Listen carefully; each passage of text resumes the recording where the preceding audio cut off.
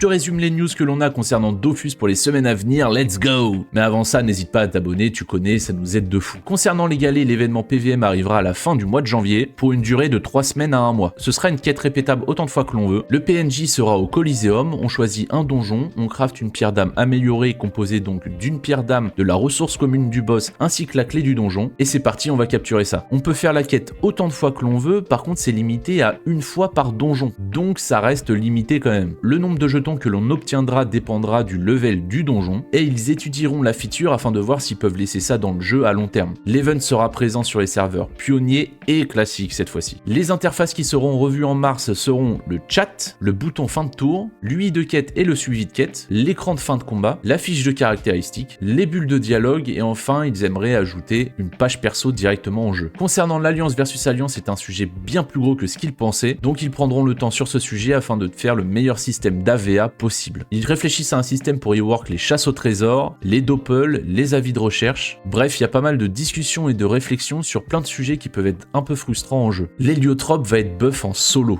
Alors attention, ça peut être complexe. Il y aura potentiellement une différenciation entre les sorts alliés et les sorts personnels qui passent à travers les portails. Donc à voir ce qu'ils font parce que l'héliotrope en team ça peut être compliqué par la suite. Pour les autres classes, il y aura quelques ajustements, mais on n'a pas énormément d'infos à part que certains items aussi vont être potentiellement revus. On sait juste qu'il y aurait dans les petits papiers le Sadida, le Steamer et le Forge-Lance. Ils vont essayer de refaire une recherche de groupe, donc c'est nickel pour ceux qui jouent en solo. Et d'ailleurs ça se couplerait super bien avec les fiches perso qui devraient revenir sur le jeu. Et pour finir, il y aura la fusion des serveurs Mikal 1 et Mikal 2, et pour les serveurs d'Akal il n'y a aucune fusion de prévue puisque les serveurs se portent super bien pour le moment. Voilà pour les news de l'Ankama Live de ce mardi. N'hésite pas à nous dire en commentaire la news qui te hype le plus, et nous on se fait des boujous et on se retrouve en stream tout à l'heure.